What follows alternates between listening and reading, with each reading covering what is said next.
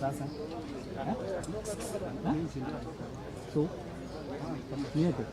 Nini weka hiyo ama ngoja sema tupige kati tena. Huyu jamaa anapenda ngoja tupige kati.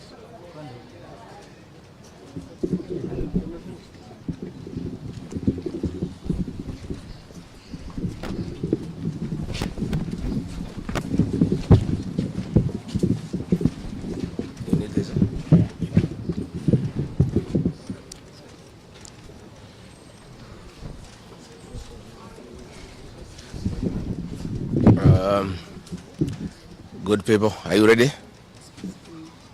You are? Thank you very much. We are here at the current hospital.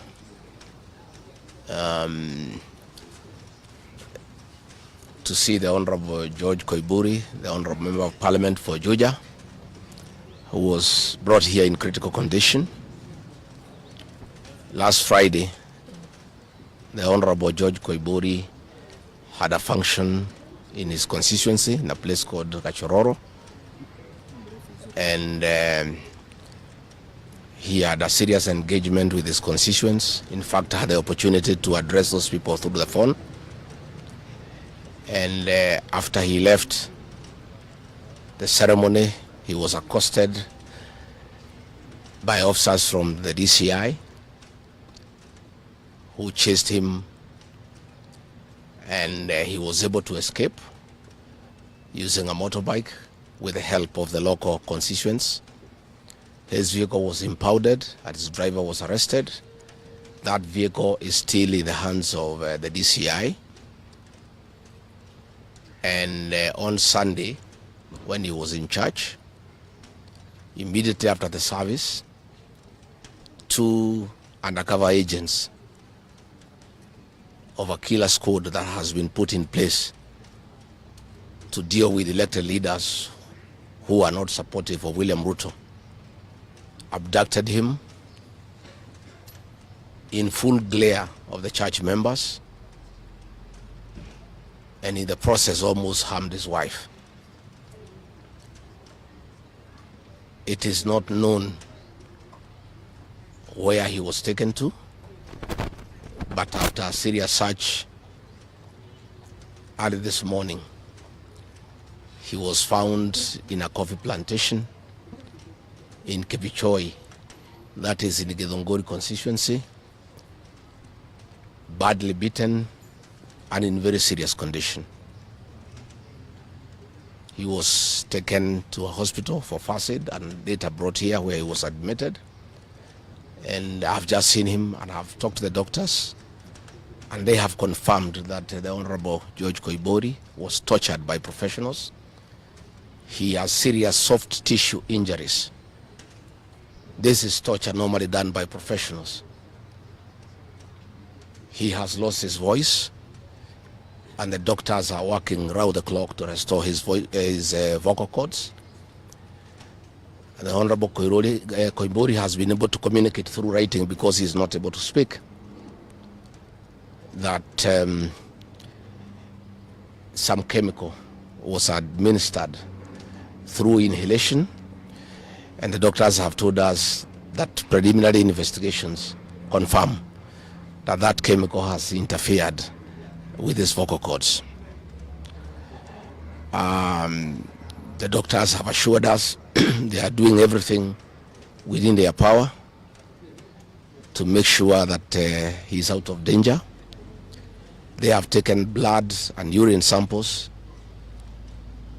to private laboratories, different ones, so that they can establish what could have happened in matters poisoning. You remember last weekend I said that a special squad had been set aside and now we have confirmation that President William Ruto, CS for Interior Kipchumba Murkomen, and the Deputy Inspector General, Mr. Eliud Langat, all from the Kalenjin community, have put up a squad to deal with leaders who are opposed to this regime. The Honorable Kipchumba Murkomen has sent a message to us through common friends that his appointment to the Ministry of Interior is to make sure that William Ruto is re-elected as president and to deal with anybody who can stop that objective. Officers from the National Police Service has confirmed to us that a special squad of 20 police officers from the Nandi sub-ethnic community are the ones behind the abduction of George Koibori, and they are the ones that were deployed in Kakamega to target the Honorable John Methu and Karungo Athangwa. Specifically, there were about 300 police officers who were deployed in Kakamega, but 20 police officers from the Nandi sub-ethnic community under the direct command of the Deputy Inspector General, Eliud Langat, and reporting to Kipchumba Murkomen and William Ruto, had been assigned to harm the Senator for Nyandarua and the Senator for Kiambu because of their vocal stand against this regime. Let me say that I want to appeal to the international community to rescue this country. William Ruto has become a very vengeful dictator, and his activities are similar to the one by Dr. Dada and Mobutu Sese Seko. And the level of impunity in this country, if the international community does not come through for the people of Kenya, we are going to have not just killings, but maiming of elected leaders. What has happened to the Honorable Koimburi is a very deliberate attempt by William Ruto, Kipchumba Murkomen, and Langat to scare leaders who speak out. It is meant to scare them. It is meant to sell them fear so that they can stop agitating for the liberation of this great republic. And I want to say, it is the people of Kenya. These leaders are simply articulating what the people of Kenya are saying. And even if he targets these leaders to kill them, to maim them, he cannot do the same to each and every Kenyan.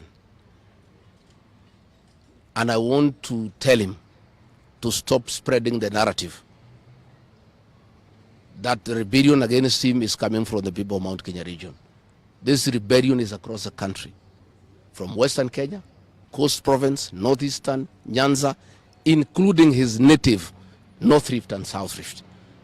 Members of the Kalenjin community are also up in arms because of the misuse of public resources, mismanagement of the economy, and the fact that there is no work going on in this country. So let me appeal to the international community to take a great interest in what is happening in Kenya.